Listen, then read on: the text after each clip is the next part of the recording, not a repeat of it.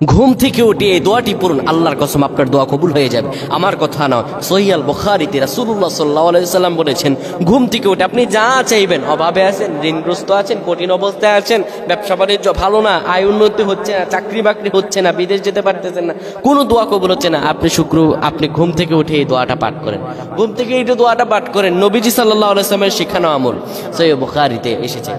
ঘুম যখন আপনার ভেঙে যাবে, সেটা মধ্যরাত হোক কিংবা আপনার দিনের বেলা হোক, ঘুম ভেঙে যাওয়ার পরে আপনি তখন সালাতে দাঁড়িয়ে যাবেন, 2 রাকাত নফল সালাত আদায় করে এরপরে আপনি পড়বেন, লা ইলাহা ইল্লাল্লাহু ওয়াহদাহু লা শারীকা লাহু লাহুল মুলকু ওয়া লাহুল হামদ ওয়া হুয়া আলা কুল্লি শাইইন কাদির সুবহানাল্লাহি ওয়াল হামদুলিল্লাহ ওয়া লা ইলাহা ইল্লাল্লাহু আল্লাহু আকবার ওয়া লা হাওলা ওয়া লা কুওয়াতা ইল্লা বিল্লাহ।